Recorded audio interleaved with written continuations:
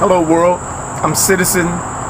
Today is August 28th, 2013. I'm also reading chapter 22 today. I just read 21. So let's begin then. Chapter 22 of Leviticus. Sacrificial banquets.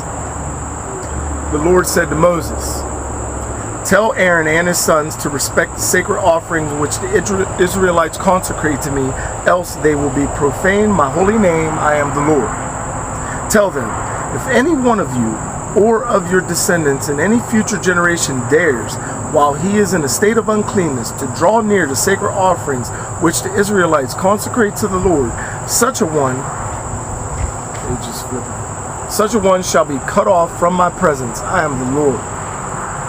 No descendant of Aaron who is stricken with leprosy or who suffers from a flow may eat of these sacred offerings unless he again becomes clean. Moreover, if anyone touches a person who has become unclean by contact with a corpse, or if anyone has had an emission of seed, or if anyone touches any swarming creature, or any man whose uncleanness of whatever kind it may be is contagious, the one who touches such as these shall be unclean until the evening, and may not eat of the sacred portions until he has first bathed his body in water. Then, when the sun sets, he again becomes clean. Only then may he eat of the sacred offerings which are his food. He shall not make himself unclean by eating any animal that has died of itself or has been killed by wild beast. I am the Lord. They shall keep my charge and not do wrong in this manner, else they will die for their profanation. I am the Lord who have consecrated them. Neither a layperson nor a priest's tenant or hired servant may eat of any sacred offering. But a slave whom a priest acquires by purchase, or who is born in a house or born in his house, may eat of his food. A priest's daughter who is married to a layman may not eat of the sacred contributions. But if a priest's daughter is widowed or divorced and, having no children, returns to her father's house, she may then eat of her father's food as in her youth. No layman, however, may eat of it. If such a one eats of the sacred offering through inadvertence, he shall make restitution to the priest for the sacred offering with an increment of 1/5 of the amount. The sacred offering with which the Israelites contribute to the Lord, the priest shall not allow to be profane, nor in eating of the sacred offering shall they bring down guilt, that they must be punished. It is I, the Lord, who make them sacred. Next section. Unacceptable victims. The Lord said to Moses, "Speak to Aaron and tell his sons and to all the Israelites, and tell them,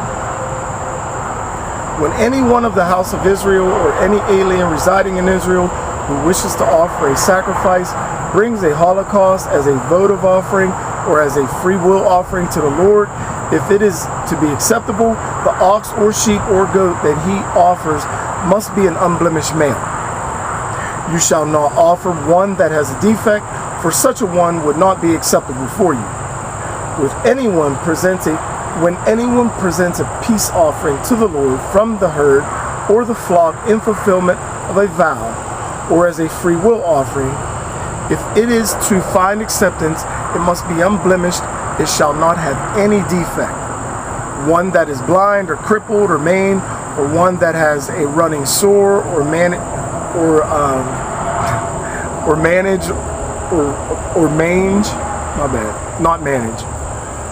a running sore or mange or ringworm, you shall not offer to the Lord. Do not put such an animal on the altar as an oblation to the Lord. An ox or a sheep that is in any way ill proportioned or stunted, you may indeed present as a free will offering, but it will not be acceptable as a votive offering.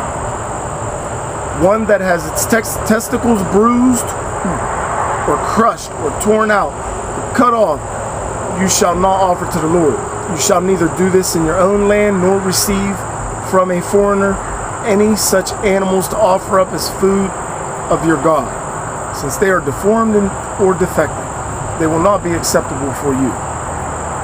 The Lord said to Moses, when an ox or a lamb or a goat is born, it shall remain with its mother for 7 days. Only from the 8th day onward will it be acceptable to be offered as an oblation to the Lord. You shall not slaughter an ox or a sheep on one and the same day when it's young.